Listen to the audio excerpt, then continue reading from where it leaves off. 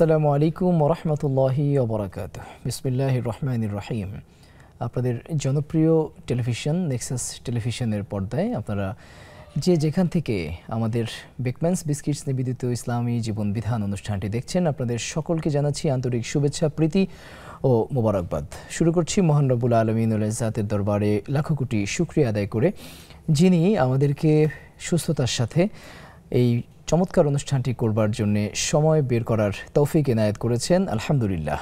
দরুদ এবং সালাম পেশ করছি মানবতার মহান শিক্ষক রাসূল করিম সাল্লাল্লাহু আলাইহি ওয়াসাল্লামের প্রতি। সুপ্রিয় দর্শক ও শ্রোতা, আল্লাহ রাব্বুল আলামিন আমাদেরকে যতগুলো নিয়ামত দিয়েছেন, তার মধ্যে মুসলিম হিসেবে আমাদেরকে পৃথিবীতে পাঠিয়েছেন, এটি যেমনিভাবে সর্বোচ্চ নিয়ামত, একই সাথে আমাদের শারীরিক মানসিক সুস্থতার পরেই যদি আমরা কাউন্ট করি, আমরা নিঃসন্দেহে সময়কে আমাদের অন্যতম বড় নিয়ামত হিসেবে কাউন্ট করতে পারি। কারণ সময় হচ্ছে আমাদের জীবনের সমষ্টি। সময় গেলে সাধন হয় না, এ কারণেই বলা হয় time and tide wait for none. সুতরাং সময়কে ইসলাম কিভাবে মূল্যায়ন করছে, সময়কে কিভাবে ইসলাম গুরুত্ব আরোপ করেছে এবং আমাদেরকেই কতটুকু গুরুত্ব দিতে বলেছে, এ সংক্রান্ত বিষয়ে আজ কথা বলবো। এ বিষয়ে কথা বলবার জন্য স্টুডিওতে আমন্ত্রণ জানিয়েছি তরুণ আলেমে দ্বীন, বিদগ্ধ ইসলামিক স্কলার, দৈনিক আমার দেশের সহকারী সম্পাদক এবং আন-নূর জামে মসজিদ টঙ্গী গাজীপুরের সম্মানিত খতিব শেখ আলী হাসান তৈয়ব। শেখ, কেমন আছেন? আসসালামু আলাইকুম ওয়া রাহমাতুল্লাহি ওয়া বারাকাতুহু। আলহামদুলিল্লাহ, ভালো আছি। আপনি কেমন আছেন? আলহামদুলিল্লাহ, ভালো আছি। সুপ্রিয় দর্শক, আমরা শাহেকের কাছে আজকের এই নির্ধারিত বিষয়ে কথা শুনবো এবং একই সাথে আপনাদের জীবন ঘনিষ্ঠ প্রশ্নের উত্তরও শাহেকের কাছ থেকে জানার চেষ্টা করবো ইনশাআল্লাহ। আপনারা স্ক্রিনে প্রদর্শিত নাম্বারে ফোন করে আপনাদের জীবন ঘনিষ্ঠ সকল প্রশ্নগুলো উত্থাপন করতে পারেন এবং একই সাথে আমাদের Nexus television Islamic Facebook page, YouTube চ্যানেলে কমেন্ট করার মধ্য দিয়েও আপনি আপনার প্রশ্নটি ড্রপ করতে পারেন। সুপ্রিয় দর্শক, আমরা চলে যাচ্ছি তাহলে আমাদের আজকের মূল যে বিষয়, সময়ই আসল সম্পদ, এ বিষয়ে আমরা শাইখের কাছে শুনবো। প্রথমেই আমি শাইখের কাছে জানতে চাই, সময় বলতে আমরা আসলে কি বুঝি? ধন্যবাদ। নাহমাদুহু ওয়া নুসাল্লি আলা রাসূলিহিল কারীম, আম্মা বা'দ। ওয়াল আসর ইন্নাল ইনসানা লাফি খুসর। قال رسول الله صلى الله عليه وسلم نعمتان مغبون فيهما كثير من الناس الصحة والفراغ। খুবই চমৎকার একটি বিষয়, যে বিষয়টি আমাদের সবসময় মাথায় থাকা দরকার, আলোচনায় থাকা দরকার, সেটা হলো সময়।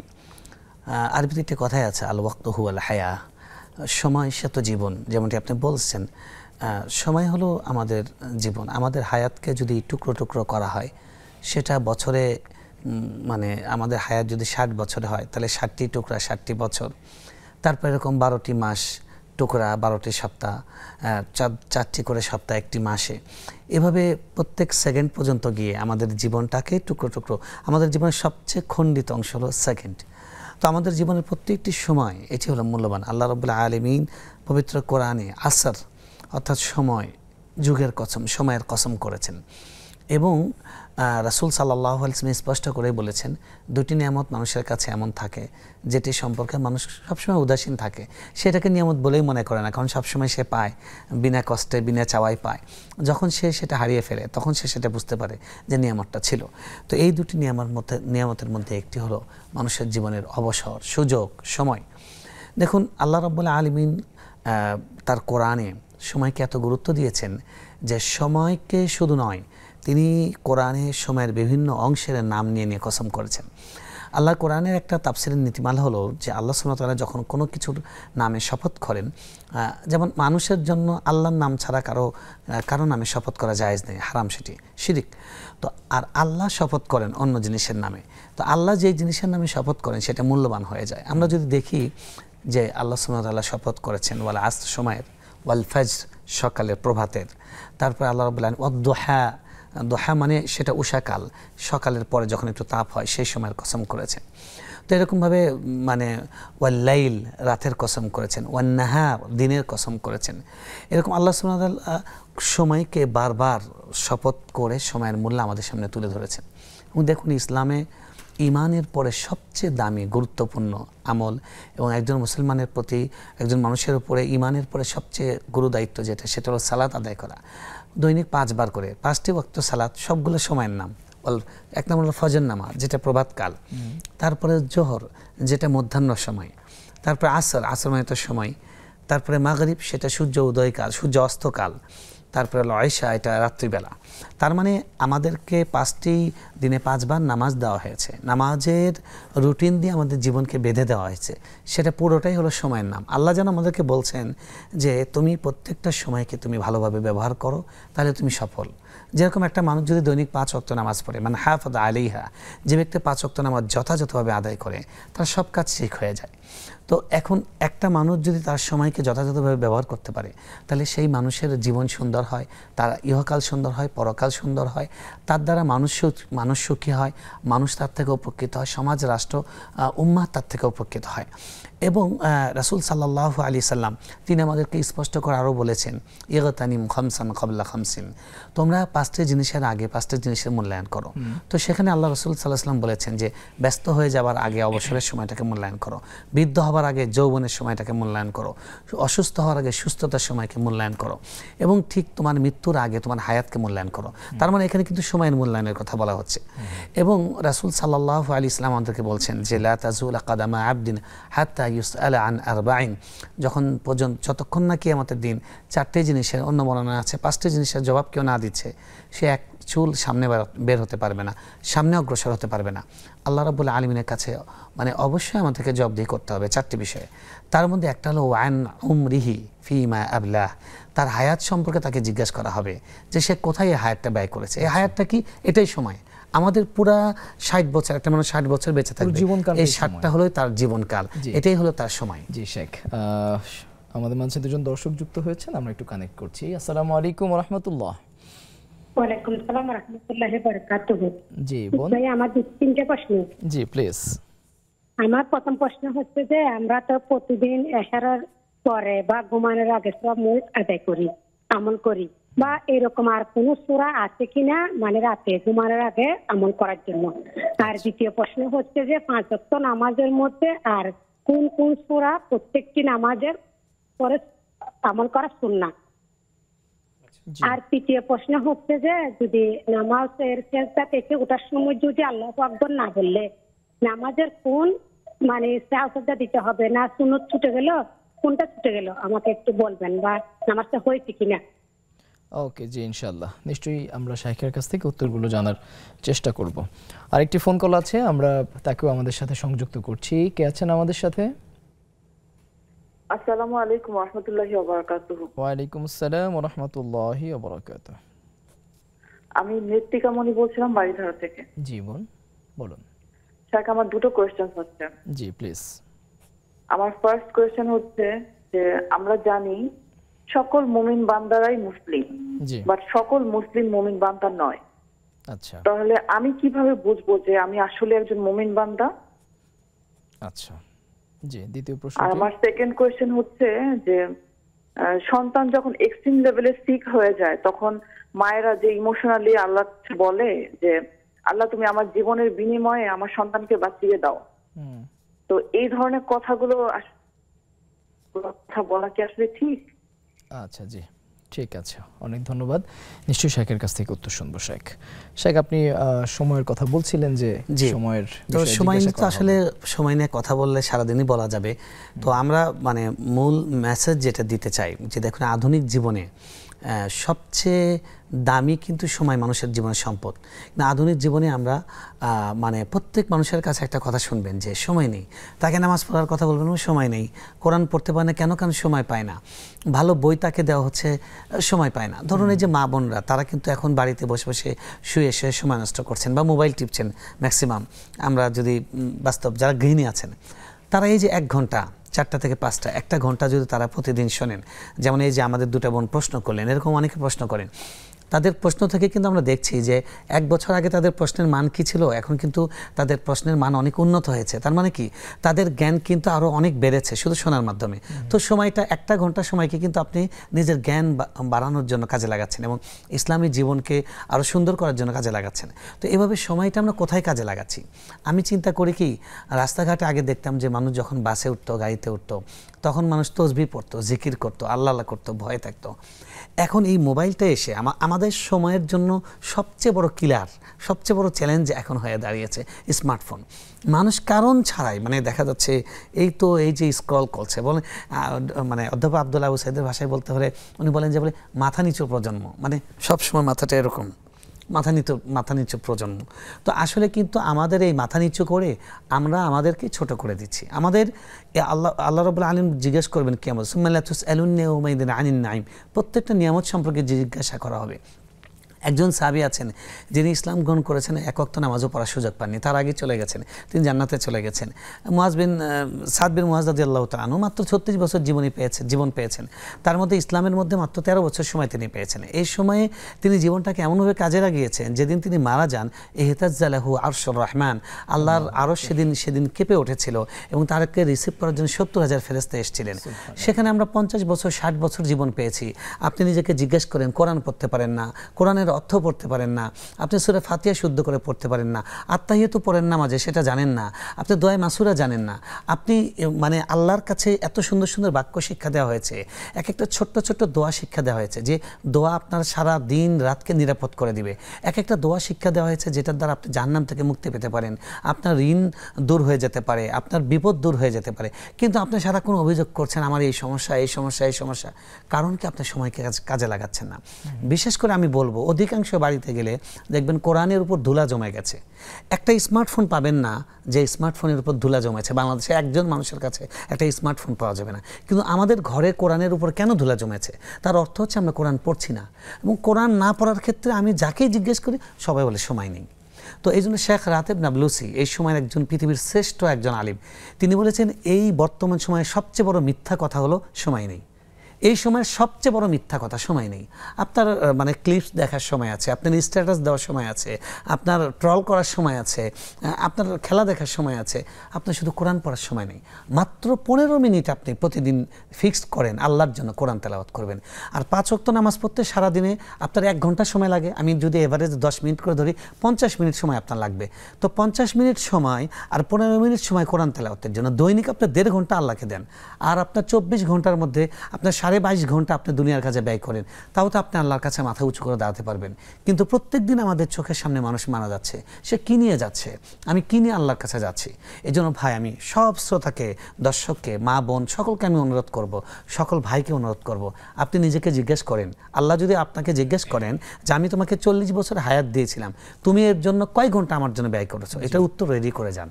এটাই আমাদের আজকের আলোচনার মানে মূল কথা, এটাই যে আমার কাছে যেন উত্তরটা রেডি থাকে, আমি সময় সম্পর্কে আল্লাহর কাছে কি জবাব দেব। জি শেখ, একজন দর্শক যুক্ত হয়েছেন। আসসালামু আলাইকুম ওয়া রাহমাতুল্লাহি ওয়া বারাকাতুহু। ওয়ালাইকুম আসসালাম ওয়া রাহমাতুল্লাহি ওয়া বারাকাতুহু। জি বোন, প্রশ্নটি করুন। আমার প্রথম প্রশ্ন হচ্ছে যে গোসল নামাজ কিভাবে পড়তে হবে, কয় রাকাত পড়তে হবে, সুন্নত না নফল? আর হচ্ছে দ্বিতীয় প্রশ্ন হচ্ছে আমার যদি কারো সন্তান পেটে মারা যায় বা জীবিত অবস্থা হওয়ার পরে আবার মারা যায়, তারা কি বাবা মার জন্য সুপারিশ করতে পারবে বা তাদের সঙ্গে কি দেখা হতে পারে? আর তৃতীয় প্রশ্ন হচ্ছে কারো সংসার যদি কারো ভেঙে দেওয়া হয় জোর জুলুম করে, তাহলে তাদের কি শাস্তি হবে? ওকে জি, নিশ্চয়ই আমরা শাইখের কাছে প্রশ্নগুলোর উত্তর শুনবো, তবে তার আগে ছোট্ট একটি বিরতি নিচ্ছি, ফিরছি কিছুক্ষণ পর।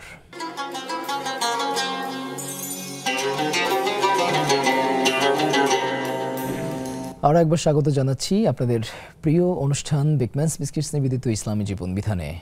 অনুষ্ঠানটিতে আপনারাও সংযুক্ত হতে পারেন স্ক্রিনে প্রদর্শিত নাম্বারে ফোন করে। ইতিমধ্যে যে সকল বোনেরা ফোন করেছেন আমরা সেই প্রশ্নগুলো শাইখের কাছে দিচ্ছি, নিশ্চয়ই শাইখের কাছ থেকে আমরা উত্তরগুলো শুনবো। এক বোন জানতে চেয়েছেন এশার পর তিনি সূরা মুলক তেলাওয়াত করেন, এশার পরে তেলাওয়াত করবার মতো বা আমল করার মতো আর কোনো দোয়া অথবা সূরা আছে কিনা? জি প্রিয় বোন, এশার পরে তো রাসূল সাল্লাল্লাহু আলাইহি ওয়াসাল্লাম একটি হাদিসে বলেছেন যে তোমাদের কেউ কি পারে যে ঘুমানোর আগে 1 খতম কোরআন পড়ে শুয়ে পড়বে? সাহাবীরা বললেন এটা তো অনেক কঠিন ব্যাপার, তখন তিনি 3 বার কুল হুয়াল্লাহ পড়ার কথা বলেছেন, যদিও হাদিসের সনদটা নিয়ে কথা আছে। আসলে যতটুকু পারেন যত বেশি পড়া যায় সেটা ভালো। তো এমনি রাতের বেলা সূরা ওয়াকিয়া পড়তে পারেন, এটা একটা রিজিকের জন্য। হাদিসটা দাইফ হলে ফজিলতের ক্ষেত্রে গ্রহণযোগ্য। আর সূরা মুলকের কথা তো আপনি বলেছেন, সেটা রাসূল সাল্লাল্লাহু আলাইহি ওয়াসাল্লাম বলেছেন হিয়াল মানিআ, জাহান্নামের আগুন থেকে, কবরের আযাব থেকে বাঁচায়। আর এছাড়া শোয়ার আগে রাসূল সাল্লাল্লাহু আলাইহি ওয়াসাল্লাম আমাদেরকে শিক্ষা দিয়েছেন সূরা বাকারার শেষ 2 আয়াত পড়ে শোয়া। আপনার কাছে যদি পর্যাপ্ত সময় থাকে এবং আপনি পড়তে পারেন ভালো, তাহলে সূরা বাকারা পুরোটাই পড়তে পারেন। আর 3 কুল 3 বার করে পড়া, কুল আউযু বিরাব্বিন নাস, কুল আউযু বিরাব্বিল ফালাক, কুল হুয়াল্লাহু আহাদ, এগুলো 3 বার করে পড়া সুন্নত। এবং একবার সূরা ফাতিহা পড়া, একবার কুল ইয়া আইয়ুহাল কাফিরুন পড়া, এগুলো পড়া সুন্নত। এগুলো পড়ার চেষ্টা করবেন। আচ্ছা, তার আরেকটি প্রশ্ন হচ্ছে কোন সালাতে কোন সূরা তেলাওয়াত করা সুন্নাহ? আচ্ছা, প্রথম কথা হলো যে ওই রকম ফিক্সড করে দেওয়া হয় নাই, তবে রাসূল সাল্লাল্লাহু আলাইহি ওয়াসাল্লাম আমাদেরকে পরিমাণ ফিক্সড করে দিয়েছেন যে সূরা কি বলে সূরা ফজরের সালাতে সেখানে হবে তেওয়ালি মুফাসসাল, সেখানে লম্বা কেরাত পড়া হবে। ফজর এবং এশায় লম্বা কেরাত, মাগরিবে ছোট মধ্যম মানের কেরাত পড়া হবে এবং অন্য নামাজে ছোট কেরাত পড়া হবে। এই একটা পরিমাণ মোটামুটি সম্ভাব্য এরকম করা হয়েছে। রাসূল সাল্লাল্লাহু আলাইহি ওয়াসাল্লাম এর বাইরেও পড়তেন। তিনি জোহরে নামাজে সূরা বাকারা পড়েছেন, মাগরিবের নামাজে বড় সূরা পড়েছেন, এরকম ঘটনাও আছে। তো এটা সাধারণত সুন্নত। বাকি এমনি মুস্তাহাব হলো শুধুমাত্র ফজরের যে সুন্নত, ফজরের সুন্নতে রাসূল সাল্লাল্লাহু আলাইহি ওয়াসাল্লাম কুল ইয়া আইয়ুহাল কাফিরুন এবং কুল হুয়াল্লাহু আহাদ পড়তেন। এবং বিতির নামাজে তিনি পড়তেন সাব্বিহ ইসমা রাব্বিকাল আলা, তারপরে দ্বিতীয় রাকাতে কুল ইয়া আইয়ুহাল কাফিরুন, তৃতীয় রাকাতে কুল হুয়াল্লাহ। এগুলো পড়া মুস্তাহাব। এছাড়া অন্য ফিক্সড করা নেই, আপনি যে কোনো জায়গা থেকে পড়তে পারেন। জি, একজন দর্শক যুক্ত হয়েছেন, কে আছেন আমাদের সাথে? আসসালামু আলাইকুম। ওয়ালাইকুম আসসালাম ওয়া রাহমাতুল্লাহ। জি, আমার দুটো প্রশ্ন। প্রথম প্রশ্ন হলো যে আমরা যখন জামাতে যখন তেলাওয়াত করেন ইমাম সাহেব, তো যখন সাজদাতে যান, সাজদা থেকে উঠে আবার কি বিসমিল্লাহ বলে উনি কি তেলাওয়াত শুরু করেন? আমরাও কি বলবো সাথে সাথে বিসমিল্লাহ? এই একটি কোশ্চেন। আর দ্বিতীয় কোশ্চেন হলো যে সম্মানিত শায়েখের কাছে জানতে চাচ্ছি, আমার এক আত্মীয়, উনি বয়স্ক লোক, 71 ইয়ার্স ওল্ড, উনি মহিলা। তো উনি এখন এখানে ওনার একটু হার্নিয়ার সমস্যা আছে, উনি একটু অপারেশন করতে চাচ্ছেন। তো এখানে মহিলা সার্জন না থাকলে উনি কি করতে পারবেন আপনার অপারেশনটা? এইটাই জানার। আসসালাম। ওয়ালাইকুম আসসালাম ওয়া রাহমাতুল্লাহ। জি, প্রথম বোনের তৃতীয় যে প্রশ্নটি ছিল সেটি হলো যদি কখনো সালাতে সুন্নাত ছুটে যায়, সালাতের মধ্যে যে সুন্নাহ কার্যক্রমগুলো আছে, তাহলে কি সাহু সিজদা দিতে হবে কিনা? না, সুন্নাত ছুটে গেলে সাহু সিজদা দিতে হয় না। মনে রাখবেন নামাজে 3 রকমের আমল আছে। এক নম্বর হলো ফরজ, ফরজ যদি ছুটে যায় ওই নামাজটা আবার পড়তে হবে, এটার কোনো কাফারা নেই, ক্ষতিপূরণ নেই। 2 নম্বর হলো ওয়াজিব, ওয়াজিব যদি ছুটে যায় তাহলে সাজদায়ে সাহু দিবেন। একাধিক ওয়াজিবও যদি ছুটে যায় একবারই সাজদায়ে সাহু। 3 নম্বর হলো সুন্নত এবং নফল, সুন্নত এবং নফল যদি ছুটে যায় তাহলে সেটার কোনো সওয়াব কিছু হ্রাস পায়, কিন্তু নামাজের কোনো ক্ষতি হয় না, সাজদায়ে সাহু দিতে হয় না। জি, বাড়িধারা থেকে একজন বোন জানতে চেয়েছেন যে তিনি আসলে কিভাবে বুঝবেন যে তিনি একজন পরিপূর্ণ মুমিন বা আসলে মুমিন হয়েছেন কিনা। ভালো একটি প্রশ্ন তিনি করেছেন যে আমরা জানি যে সব মুমিন মুসলিম, তবে সব মুসলিম মুমিন নন। তো মুমিন কেমন করে বুঝবো? খুবই ভালো, এটা উন্নত প্রজাতির প্রশ্ন, অর্থাৎ তিনি ভালো চিন্তা করেন। আল্লাহ সুবহানাহু ওয়া তাআলা আমাদের সকলকে মুমিন হওয়ার তৌফিক দান করেন। আমিন। দেখুন মুমিন কিভাবে, এটা কোরআন এবং হাদিসে বিভিন্ন আলামত বলা হয়েছে, বৈশিষ্ট্য বলা হয়েছে, এগুলোই আসলে মাপকাঠি। এই বৈশিষ্ট্যগুলো যদি আমার মধ্যে থাকে তাহলে মানে আমরা আশা করব যে আল্লাহ আমাকে মুমিন হিসেবে কবুল করেছেন। তো আসলে ইসলাম হলো কি, ইসলামের যে বাহ্যিক যে ব্যাপারগুলো আছে, বিশেষ করে ইসলামের যে ফান্ডামেন্টাল বিষয় আছে, আরকানুল ঈমান, আরকানুল ইসলাম, ইসলামের রক্ষণসমূহ, সেগুলো যদি কেউ বাস্তবায়ন করে, সেগুলো যদি বিশ্বাস করে, তাহলে তো উনি মুসলিম হয়ে যায়।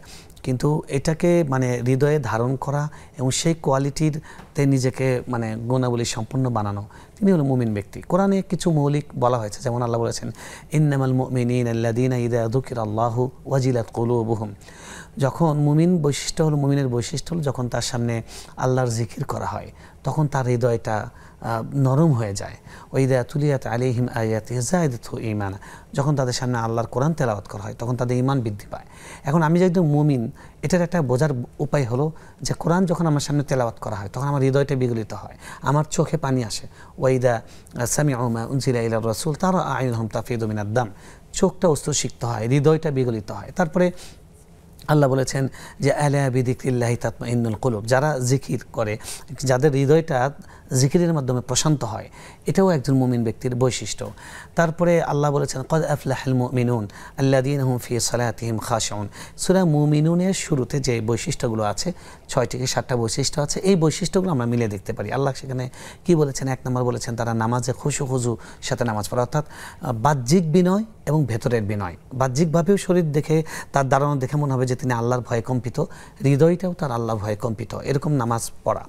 2 নম্বর হলো যাকাওয়াল্লাযীনা হুম লিআমানাতিহিম ওয়া আহদিহিম রাউন, আমানতের রক্ষা করা, প্রতিশ্রুতির রক্ষা করা, তারপরে অশ্লীল কাজ থেকে বিরত থাকা, অনর্থক কাজ থেকে বিরত থাকা, হ্যাঁ, তারপরে বেশি বেশি করে কি বলে লজ্জাস্থানের হেফাজত করা, চোখ কান এবং লজ্জাস্থান এগুলোর হেফাজত করা, এই জিনিসগুলো মুমিনের বৈশিষ্ট্য। এবং তারা মুমিনের কথা আল্লাহ কোরআনে বলেছেন যে তারা জমিনে দম্ভ ভরে চলাচল করে না, তারা বিনয়ী হয়, হ্যাঁ, তারা সবসময় মানে কম্পিত থাকে, বেশি বেশি ইবাদত করে, বেশি বেশি দান করে, তারপরে তারা ওয়াকুলুবুহুম ওয়াজিলাতুন, তাদের অন্তর ভয়ে ভয়ে থাকে যে আল্লাহকে কবুল করছেন কিনা, আল্লাহকে কবুল করছেন কিনা। আরেকটি সুন্দর কথা বলি, সেটা হলো সাহাবীদের কথা। সেটা হলো যে একজন সাহাবী বলছেন যে আমি কমপক্ষে 30 জন সাহাবীর কথা বলতে পারবো যিনি ভয় করতেন যে আমি বোধহয় মুনাফিক। আর মানে যারা মুনাফিক তাদের বৈশিষ্ট্য হলো তারা সবসময়, তারা কখনো নিজেকে মুনাফিক মনে করে না। একজন মানুষ মুমিন, তার বৈশিষ্ট্য হলো তিনি ভয় করে যে আমি বোধহয় মুনাফিক, আমার ভিতর মুনাফিকের বৈশিষ্ট্য আছে। ওমর রাদিয়াল্লাহু তাআলা আনহু তার মতো একজন ব্যক্তি যাকে রাসূল সাল্লাল্লাহু আলাইহি ওয়াসাল্লাম মিনিমাম 7-8 বার জান্নাতের সুসংবাদ দিয়েছেন। তো তার মতো ব্যক্তি তিনি মারা যাচ্ছেন, তখন তার ছেলেকে বলছেন তুমি গিয়ে হুযায়ফাতুল ইয়ামানের কাছে গিয়ে বলো যে তার কাছে যে নবীজি মুনাফিকের তালিকা দিয়েছেন সেখানে আমার নাম আছে কিনা। তিনি তো প্রশ্ন শুনেই কান্না করে দিয়েছেন। তো তিনি বললেন যে বাবা, উনি তো কাঁদছেন, উনি আপনার প্রশ্নের উত্তর দেননি। বললেন যে শোনো, তাও হবে না, আমি মারা যাওয়ার পরে খেয়াল করবে, আমার জানাজায় যদি উনি হাজির হন তাহলে বুঝবে যে উনি আমাকে মুমিন মনে করতেন, মুনাফিকের তালিকায় আমার নাম নাই, তাই তিনি জানাজা হাজির হয়েছেন। আল্লাহু আকবার। তার মতো মানুষ নিজের ব্যাপারে এরকম ভয় করতেন। আমরা একটু নামাজ পড়ি, 2-4টা দান করি, 2-1টা ভালো কাজ করি, তাতে আমাদের মধ্যে এমন কনফিডেন্স গ্রো করে যে আমরা অন্য মানুষকে জাহান্নামে পাঠিয়ে দিই। হ্যাঁ, আমাকে জাহান্নামে যাবে, আমাকে ভালো না, আমাকে পচা, ও তো ভণ্ড, ও তো মুনাফিক, ও তো মুরতাদ। না, নিজের ব্যাপারে সবসময় ভয় করা, এটাও একটা ইমানদারের বৈশিষ্ট্য, যে আমি যা করি এটাকে কম মনে করা। সাহাবায়ে কেরামদের মধ্যে এটা বৈশিষ্ট্য ছিল। এবং মুমিনের একটা বৈশিষ্ট্য হলো যে তাদের কলবটা পবিত্র। ইল্লা মান আতাল্লাহ বিকলবিন সালিম, অন্তর পরিচ্ছন্ন হওয়া। অন্তর পরিচ্ছন্ন হওয়া, অন্যের ব্যাপারে হিংসা, পরশ্রীকাতরতা এবং সব ধরনের কুধারণা থেকে অন্তরকে পবিত্র করা, এটাও একজন মুমিনের বৈশিষ্ট্য। এই বৈশিষ্ট্যগুলো যদি আমাদের মধ্যে আসে তাহলে আমরা আল্লাহর কাছে আশা করব, দোয়া করব যে আল্লাহ আপনি আমাকে মুমিন হিসেবে কবুল করেন। জি, একজন দর্শক যুক্ত হয়েছেন, আমরা ফোন কলটি নিচ্ছি। কে আছেন আমাদের সাথে? হ্যালো, জি শুনতে পাচ্ছি বোন, বলুন। আমি তাসবিহ নামাজ, ইশরাক নামাজ, আউলি নামাজ কোন সূরা দিয়ে পড়বো? 1 নম্বর প্রশ্ন। আর আমার মুখে, আমার যে অসুস্থ, এই কারণে আমার মুখে ওরাল ক্যান্সারের কারণে মুখে সবসময় লালা পায়, আমার নামাজের মধ্যে সবসময় লালা মশা লাগে, এতে কি নামাজ নষ্ট হয়ে যাবে? আর 3 নম্বর প্রশ্ন, আমার মা বাবা কেউ নাই, দুজনেই মারা গেছে। এখন আমার তো এত ক্ষমতা নাই তাদের জন্য দান সদকা করা, তাহলে আমি তাদের জন্য কি করতে পারি? এই 3টাই প্রশ্ন। আচ্ছা, জি অনেক ধন্যবাদ। শেখ, একজন জানতে চেয়েছেন যে কসর সালাত যে পড়ার নিয়ম কি? দেখুন, কসর সালাত হলো যিনি মুসাফির অবস্থায় আছেন, সফরে আছেন, তিনি শুধুমাত্র 4 রাকাত বিশিষ্ট নামাজগুলোকে 2 রাকাত পড়বেন, এটাকে কসর বলা হয়। অনেকেই মনে করে সব নামাজকে 2 রাকাত পড়া, এমনকি মাগরিবও 2 রাকাত পড়া, না, শুধু 4 রাকাত বিশিষ্ট, অর্থাৎ জোহর, আসর এবং এশা, এই 2টি নামাজকে 2 রাকাত করে পড়া। ফজর ফজরের জায়গায় থাকবে, মাগরিব মাগরিবের জায়গায় থাকবে।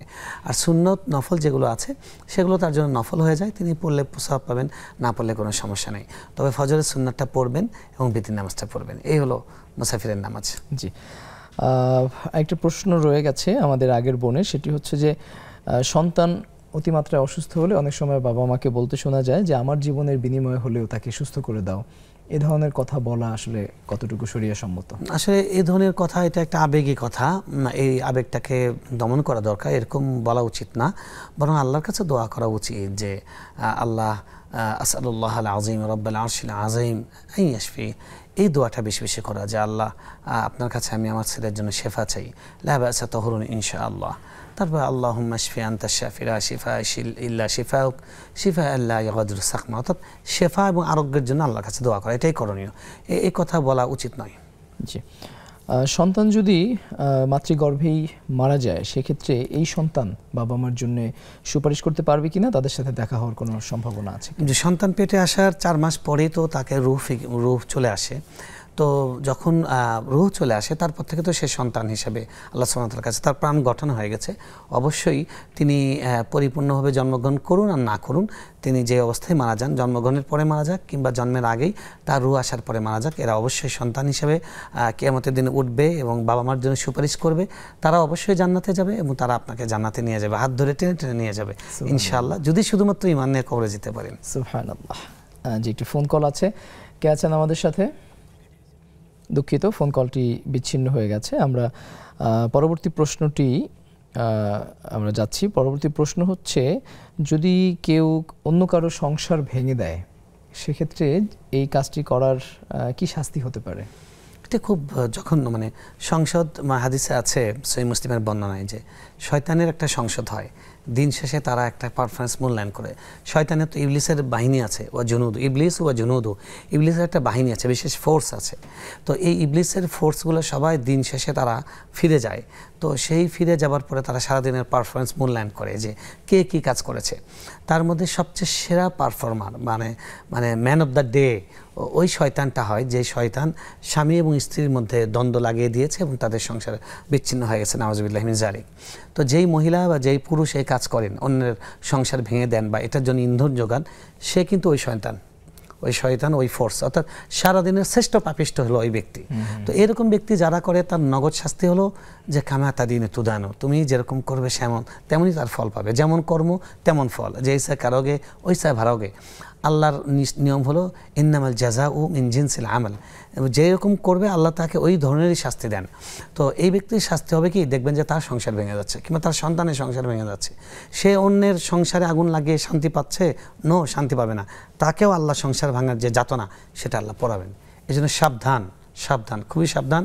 আল্লাহ রাসূল সাল্লাল্লাহু আলাইহি ওয়াসাল্লাম কিন্তু বলেছেন যে লা ইয়াদখুলুল জান্নাতা কাত্তাতুন, যে সাধারণভাবেই একটু কথা লাগিয়ে দুজনের মধ্যে দ্বন্দ্ব তৈরি করে দেয়, এরা জান্নাতে প্রবেশ করবে না। আর স্বামী স্ত্রীর মধ্যে যারা দ্বন্দ্ব লাগায় এরা হলো সবচেয়ে নিকৃষ্ট জগলখোর, এদের অবস্থা দুনিয়াতেও বরবাদ, আখিরাতেও বরবাদ। জি, শাইখ চমৎকার করে উত্তর দিচ্ছেন। প্রিয় দর্শক, অনুষ্ঠানের পর্যায়ে সময় হলো আরও একটি বিরতি নেবার, ফিরছি কিছুক্ষণ পর।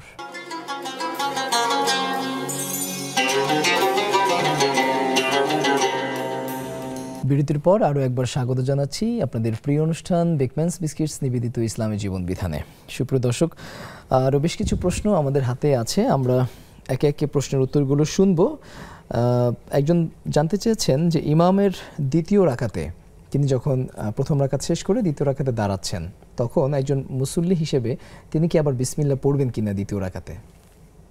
তিনি প্রথমে বলেছিলেন যে তেলাওয়াতে সিজদা যদি পড়া হয়, অর্থাৎ নামাজে তেলাওয়াতের মধ্যে সিজদায় আয়াত চলে এসেছে, তখন যদি ইমাম যখন সিজদায় চলে যান তো ওঠার পরে তিনি কি বিসমিল্লাহ পড়েন কিনা, মহিলা জানতে চেয়েছেন ইমাম পড়েন কিনা, আর আমরা এই ক্ষেত্রে কী করব। দেখুন, তখন বিসমিল্লাহ পড়েন না, কারণ তিনি তেলাওয়াত অবস্থায় আছেন।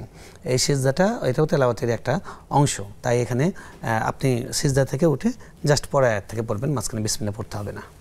আচ্ছা, একজন ভদ্র মহিলা যার বয়স হচ্ছে 70 বছর, তার একটি অপারেশন করার প্রয়োজন, সেক্ষেত্রে মহিলা ডাক্তার যদি পাওয়া না যায়, পুরুষ ডাক্তার দিয়ে তিনি অপারেশন করতে পারবেন কিনা? জি, মহিলা ডাক্তার যদি না পাওয়া যায় তাহলে তো অবশ্যই পুরুষ ডাক্তার দিয়ে করতে পারবেন, এটা মাজুরি ইল্লা মাস্তরেত্তম।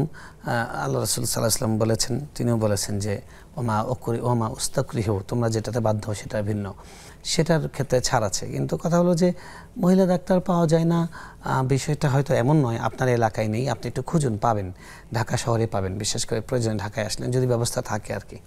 আল্লাহর কাছে দোয়া করি আল্লাহ তাআলা আপনাকে শেফা দান করুন। আল্লাহুম্মা আমিন।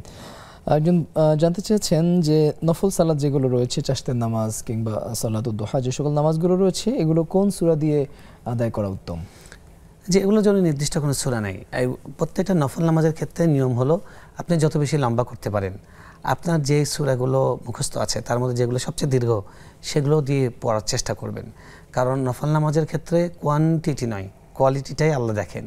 আপনি 100 রাকাত নামাজ পড়লেন, আপনি পড়লেন সেটা 1 ঘন্টায়, তার থেকে আল্লাহর কাছে বেশি প্রিয় আপনি যদি 1 ঘন্টায় 4 রাকাত নামাজ পড়েন, 6 রাকাত নামাজ পড়েন, অর্থাৎ দীর্ঘ করে নামাজ পড়া, এটা আল্লাহ বেশি পছন্দ করেন। সেজন্য আপনার যা সূরা মুখস্থ আছে তার মধ্যে যেগুলো দীর্ঘতম সেগুলো দিয়ে আপনি নফল নামাজ পড়ার চেষ্টা করবেন। আচ্ছা, আরেকটি প্রশ্ন হচ্ছে যে তার খুব বেশি টাকা পয়সা নেই, তার বাবা মা মারা গিয়েছেন, সেক্ষেত্রে বাবা মায়ের জন্য আসলে কিভাবে সওয়াব বা সাদকা জারিয়ার জন্য কি করতে পারেন? তিনি জানতে চাইছেন যে দোয়া ছাড়া আর কি করতে পারেন, দোয়া এবং সাদকা ছাড়া। দেখুন, প্রথম হলো দোয়াটাই আপনি বিচিত্রভাবে করতে পারেন, তারপরে হলো আপনি তাদের জন্য সাদাকা করতে পারেন, দান করতে পারেন, এবং আপনি তাদের জন্য উমরা করতে পারেন, তাদের পক্ষ থেকে হজ করতে পারেন, তাদের পক্ষ থেকে যে কোনো রকমের সাদাকায় জারিয়া করতে পারেন। তিনি বোধহয় বলেছেন যে বেশি টাকা পয়সা নেই এরকম। তো যদি টাকা পয়সা না থাকে, আমি বলছি কিছু কিছু খুব একটু মাথা খাটালে হয়, হাদিস কোরআন জানলেই হয়। সেটা হলো যে কিছু ভালো কাজ আছে যেটা করার জন্য আসলে টাকাও লাগে না। কথার কথা, আপনি কল থেকে পানি, আপনি ভালো ভালো বোতল, অনেক মানে ব্যবহার করা বোতল পাওয়া যায়, যে এখনকার যে মিনারেল ওয়াটারের বোতলগুলো পাওয়া গেছে, আপনি 10টা বোতল নিলেন, কথার কথা আপনি কুড়িয়ে আনলেন, সেগুলো পরিষ্কার করলেন, ধুলেন, তুই আপনার কলের পানি যেটা খাওয়ার পানি, সুপেয় পানি, সেটা আপনি ভরালেন, আপনি এটা কাউকে দিয়ে রাস্তায় পাঠিয়ে দিলেন, যে কোনো পিপাসার্থ মানুষকে দেওয়া, রিক্সা চালক ভাই যাচ্ছে তাকে দেওয়া। আপনার বাসায় ফ্রিজ আছে, গরমের দিন আপনি পানির বোতলগুলো ফ্রিজে ঠান্ডা করলেন, ঠান্ডা পানি আপনি প্রতিবেশীর জন্য যাদের বাসায় ফ্রিজ নেই পাঠালেন। এরকম অনেক কিছু করা সম্ভব। আপনার লবণ কিনতে কতটুকু লাগে? লবণের দাম 30 টাকা 1 কেজি লবণের দাম, 40 টাকা 1 কেজি লবণের দাম। আপনি 40 টাকা দিয়ে 1 কেজি লবণ যদি কিনে দেন, একটা প্যাক যদি কিনে দেন একজন মানুষকে, তিনি প্রায় 2-3 মাস ধরে এটা খাবেন। যতবার তরকারি রান্না হবে সেখানে একটু দেবেন, ততবার আপনার সওয়াব পেতে থাকবেন, সাদাকা সওয়াব। আপনি নিয়ত করবেন যে আল্লাহ আমার বাবার পক্ষ থেকে, আমার মার পক্ষ থেকে এই লবণটা দিলাম। আরও অনেক কাজ আছে। ছেলে মানুষদের জন্য আমি বলি কি, আপনি মসজিদে যাবেন, কথার কথা আপনি মসজিদে ঢোকার সময় জুতা সোজা করলেন, আপনি শুকনো একটা ন্যাকড়া নিয়ে গেলেন, পুরনো ন্যাকড়া, মসজিদের জানালার থাইগুলো মুছতে থাকলেন, গ্লাসগুলো মুছতে থাকলেন, গ্রিলগুলো মুছতে থাকলেন। আরও কিছু লাগবে না, আপনি মসজিদের কোরআনগুলো সুন্দর করে মুছে মুছে রাখলেন। বা ইচ্ছা থাকলে উপায় হয় অনেক সবের। আলী রাদিয়াল্লাহু একটা উক্তি আছে, আল জান্নাতু হাইয়িনুন কালামুন লাইয়িনুন। জান্নাতে যাওয়া একদম সহজ, নরম কথা দিয়েও জান্নাতে যাওয়া যায়। মানুষের সঙ্গে নম্রভাবে কথা বলা, এটাও সাদাকা। হাসি মুখে কথা বলা, এটাও সাদাকা।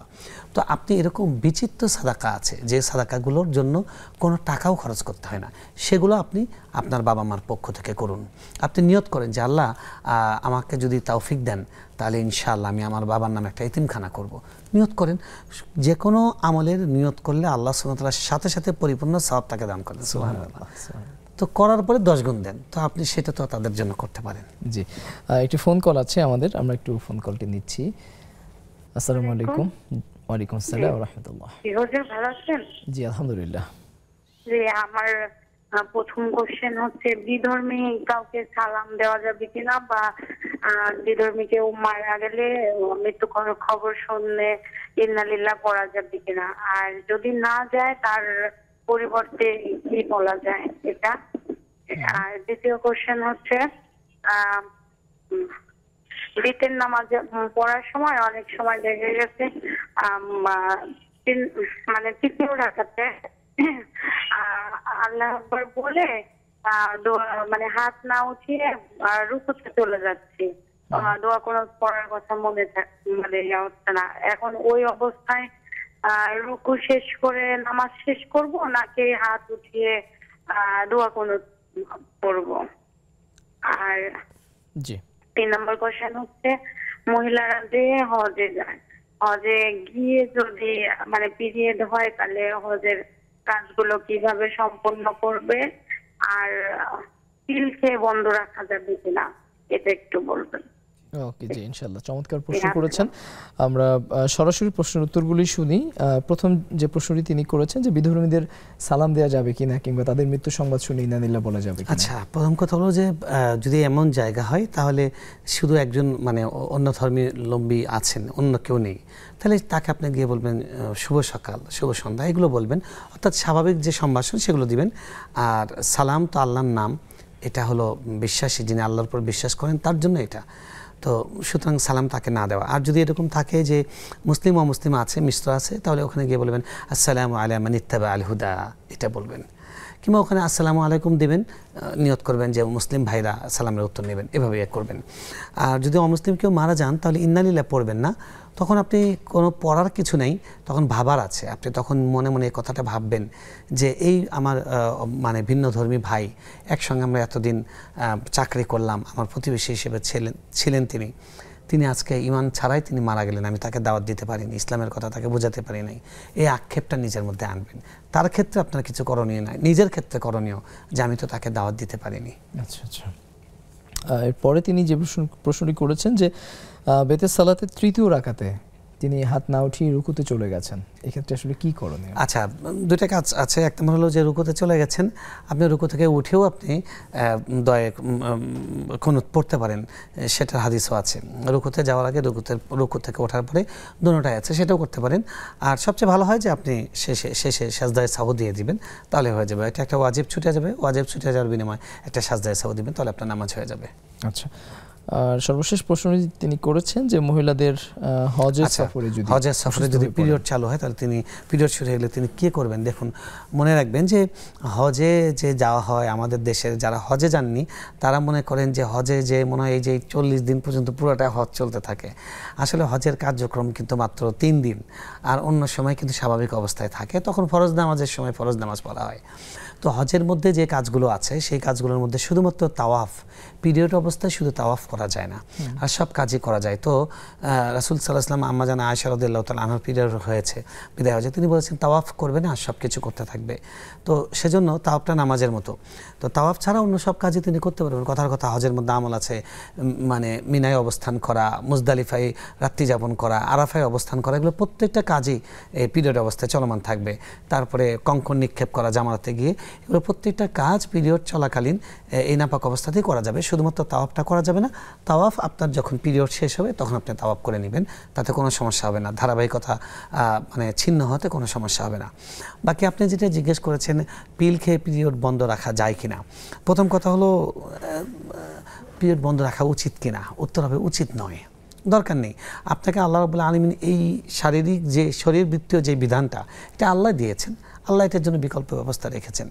তো আপনার যে কিছু ছন্দপতন ঘটবে বা আপনার নিজের জন্য হয়তো কিছু বিব্রতকর অবস্থা হবে, এটার জন্য আপনি আল্লাহর কাছে আলাদা করে সওয়াব পাবেন আপনি, তো সেটার কোনো প্রয়োজন নাই। কারণ এটার জন্য ন্যাচারাল ব্যাপারের উপরে যদি হস্তক্ষেপ করা হয় ক্ষতি হয়। আর যদি এরকম নিশ্চিত হন যে ক্ষতি হয় না, বা ক্ষতি হলেও কিছু ক্ষতি মেনে নিয়ে হলেও আপনি চাচ্ছেন সবার সঙ্গে একসাথে সবগুলো কাজ করতে, তাহলে যদি আপনি পিল খান, যদি পিল খেয়ে বন্ধ রাখা হয় তাহলে কিন্তু সব ধারাবাহিকভাবে করতে হবে। যেমন আপনার নামাজ পড়তে হবে, নামাজের সময় নামাজ পড়তে হবে, অর্থাৎ বন্ধ রাখলে আপনি স্বাভাবিক অবস্থার মতো আমলগুলো করতে হবে, কিন্তু বন্ধ রাখার জন্য ইসলাম বলেনি। জি, একটি ফোন কল আছে, আমরা তাকে একটু সংযুক্ত করছি। কে আছেন? আমাদের শুনতে পাচ্ছেন? আপনার টেলিভিশনের ভলিউম কমিয়ে প্রশ্ন করুন।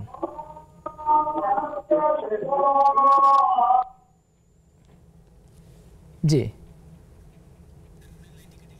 দুঃখিত, ফোন কলটি বিচ্ছিন্ন হয়েছে। সুপ্রিয় দর্শক, আমরা অনুষ্ঠানের পর্যায়ে আরও একটি বিরতি নিচ্ছি। বিরতির পর অনুষ্ঠানের বাকি অংশ দেখার আমন্ত্রণ জানাচ্ছি।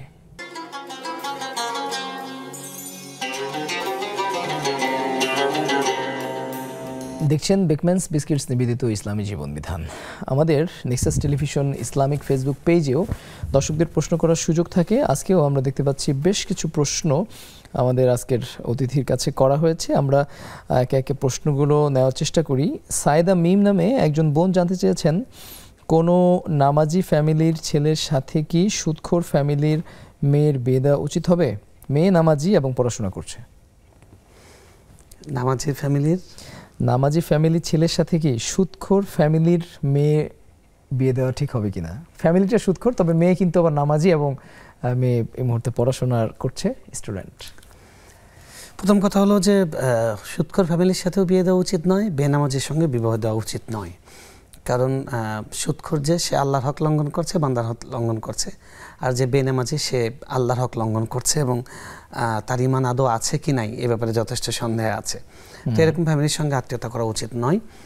আর যদি এরকম হয় যে ফ্যামিলি নামাজ পড়ে না, মেয়েটা নামাজ পড়ে, বা ফ্যামিলি সুদ খায়, মেয়েটা সেখানকার নেককার ভালো, তাহলে যদি বিকল্প পাওয়া যায় সেটা উত্তম হয়।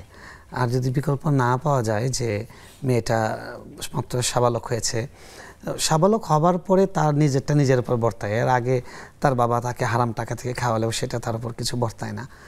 তো সেই ক্ষেত্রে যদি না পাওয়া যায়, এর থেকে বেটার কিছু না পাওয়া যায়, তাহলে নাই মামার চেয়ে কানা মামা ভালো, সেই হিসেবে মানে সুদখোর ফ্যামিলির নামাজি মেয়ে তুলনামূলক ভালো। কিন্তু মনে রাখতে হবে মানে ভালো নেককার আশপাশে অনেক আছে, এটা চেষ্টা করা উচিত, আল্লাহর কাছে চাওয়া উচিত, আল্লাহ মিলিয়ে দিবেন ইনশাআল্লাহ। ইনশাআল্লাহ।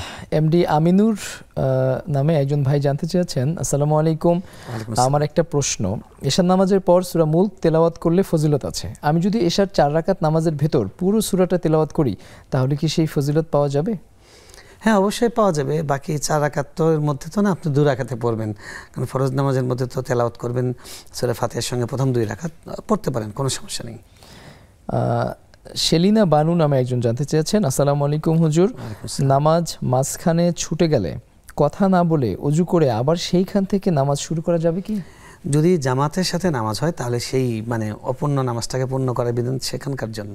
অর্থাৎ কেউ জামাতের সঙ্গে নামাজ পড়ছে ইমামের পেছনে, তার নামাজের মাঝখানে হয়তো অজু চলে গেছে, কথার কথা 2 রাকাত নামাজ পড়ে অজু ছুটে গেছে, তিনি চলে যাবেন, চলে গিয়ে তিনি অজু করে এসে ইমামের নামাজ বাকিটা তিনি অ্যাটেন্ড করবেন যথারীতি, এবং যেই রাকাতটা মাঝখানে ছুটে যাবে সেটা মাসবুকের মতো করে কাজা করে নেবেন। আর ইমাম যদি এরকম হয় অজু চলে যায়, তাহলে তিনি তার আস্তে করে তিনি পেছনে চলে আসবেন, পেছন থেকে ডান পাশে যিনি তাকে এগিয়ে দিবেন, তিনি পুরো নামাজটা যথারীতি সম্পন্ন করবেন, তিনি অজু করে এসে বাকি নামাজ সম্পন্ন করবেন। আর একাকি যদি হয় তাহলে সেই নামাজটা বাতিল হয়ে যাবে, তাকে অজু করে এসে পরিপূর্ণভাবে নামাজ পড়তে হবে। আচ্ছা, জাহিরুদ্দিন তিনি জানতে চেয়েছেন, যতদিন বাঁচবো বা হায়াত পাবো কিভাবে সময়কে প্রোডাক্টিভ রূপে ব্যবহার করব? মাশাআল্লাহ, এটা হলো একটা কাজের কাজ, অর্থাৎ আজকের বিষয়ের জন্য সেরা প্রশ্ন। মাশাআল্লাহ, দেখুন সময়কে কাজে লাগানোর সবচেয়ে উত্তম পলিসি হলো যে 5 ওয়াক্ত নামাজ যথাসময়ে পড়ার চেষ্টা করা। এটা তো একটা দারুণ রুটিন, আমাদের ফ্রেমটা ঠিক করে দেয় যে আমাদের কখন কোন জায়গায় কী থাকবে এটা ঠিক করে দেয়। নামাজের রুটিনগুলো ওইভাবেই দেওয়া হয়েছে, খাবার ঘুম সব এই নামাজগুলোর সাথে সম্পৃক্ত। তো 5 ওয়াক্ত নামাজকে ঠিক করা, ঘুমের টাইমটা ঠিক করা, কয়টায় ঘুমাবো কয়টায় উঠবো এটা ঠিক করা, এবং যতক্ষণ সময় অবসর পাবো ততক্ষণ সময় জিকিরে মশগুল থাকার চেষ্টা করা। আর রাসূল সাল্লাল্লাহু আলাইহি ওয়াসাল্লাম সুন্দর একটা টেকনিক কথা বলেছেন, মিন হুসনি ইসলামিল মারই তারকুহু মা লা ইয়ানি। মানুষের ইসলাম যে সুন্দর হয়েছে, মানুষের ইসলামের সৌন্দর্যের একটা বিষয় হলো যে অনর্থক কাজ কথা থেকে বিরত থাকবে। আপনি যদি অনর্থক বিষয় থেকে বিরত থাকেন তাহলে কিন্তু আপনি কাজের মধ্যে লিপ্ত আছেন, ভালো কাজে লিপ্ত আছেন। যেমন আল্লাহ কোরআনে বলেছেন, ওয়াল্লাযীনা হুম আনিল লাগবি মুআরিদুন, যারা অনর্থক কাজ থেকে বিরত থাকে। আর কথা বলার ক্ষেত্রেও আল্লাহ রাসূল সাল্লাল্লাহু আলাইহি ওয়াসাল্লাম আমাদেরকে শিক্ষা দিয়েছেন, মান কানা ইউমিনু বিল্লাহি, যে ব্যক্তি আল্লাহর প্রতি আখিরাতের প্রতি ঈমান রাখে, ফালিয়াকুল খায়রান আও লিয়াসমুত, সেজন্য ভালোটা বলে অথবা নীরব থাকে। যা বলবো ভালোটা বলবো, নাহলে নীরব থাকবো। নীরব যখন থাকবো তখনই জিকির করব। এক কথায় আমরা যদি 5 ওয়াক্ত নামাজটা যথাসময়ে পড়ি, হারাম কাজ থেকে বিরত থাকি এবং অবসর সময়টাকে জিকিরের মধ্যে কাজে লাগাই, তাহলেই কিন্তু জীবনটা অর্থপূর্ণ হয়ে উঠবে। আমাদের সবসময় খেয়াল করতে হবে, আল্লাহ রাসূল সাল্লাল্লাহু আলাইহি ওয়াসাল্লাম আমাদেরকে বলেছেন, খায়রুন নাস আনফাউন নাস, মানুষের মধ্যে সবচেয়ে ভালো তিনি যিনি মানুষের বেশি কাজে লাগেন। তো আপনাকে আমাকে চেষ্টা করতে হবে যেখানেই আছি কিছু মানুষের ভালো কাজ করতে থাকা। দেখুন আমাদের পূর্বসূরীরা সময়কে এমনভাবে কাজে লাগাতেন যে এমনও আছে যে ওয়াশরুমে তিনি যখন থাকতেন, বাথরুমে যখন থাকতেন, এই সময় তো জিকির করা যায় না, এর বাইরের সময় সবসময় জিকির করতেন। তো জিকির করা যায় না, বই পড়া যায় না, এই সময়টা কি শুধুমাত্র প্রয়োজন পূরণেই ব্যয় করবেন প্রাকৃতিক কাজে, আখিরাতের কোনো কাজে আসবে না?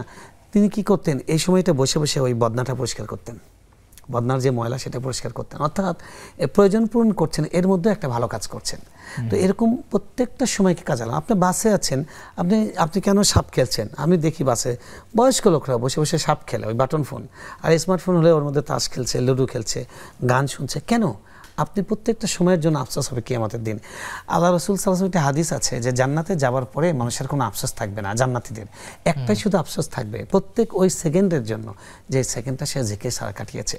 একবার সুবহানাল্লাহ বলতে 1 সেকেন্ড সময় লাগে, আর 1 সেকেন্ড সময় আপনি 10টা দুনিয়ার সমান জান্নাতের মালিক হতে পারছেন। সুবহানাল্লাহ।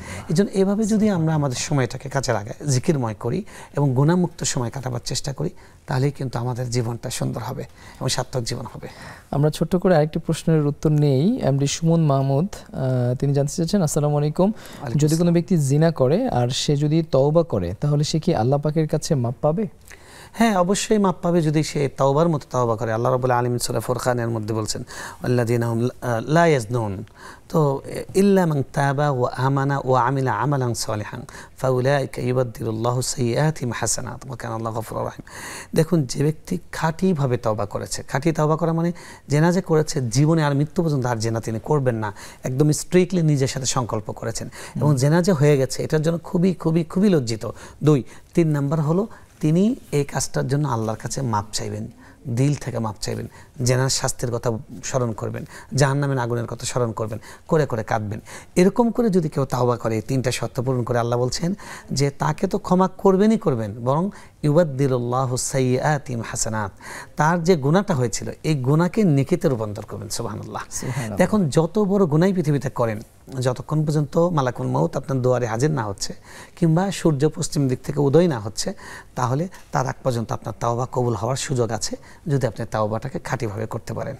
জি, শায়েখ, খুব চমৎকার করে আপনি কোরআন এবং হাদিসের আলোকে প্রশ্নের উত্তরগুলো দিয়েছেন। আপনাকে আমাদের অনুষ্ঠানের পক্ষ থেকে স্বাগত জানাচ্ছি এবং একই সাথে মোবারকবাদ জানাচ্ছি। জাযাকুমুল্লাহ খাইরান। আল্লাহ আমাদের সকল কথাকে নিজেদের জীবনে এবং প্রত্যেকের ব্যক্তি জীবনে কাজে লাগাবার তৌফিক দান করুন। আল্লাহুম্মা আমিন। সুপ্রিয় দর্শক, আপনারা এতক্ষণ উপভোগ করছিলেন শেখ আলী হাসান তৈয়বের কণ্ঠে আজকের নির্ধারিত বিষয়ে চমৎকার আলোচনা এবং একই সাথে আপনাদের জীবন ঘনিষ্ঠ প্রশ্নের কোরআন এবং হাদিসের আলোকে দালিলিক উত্তর।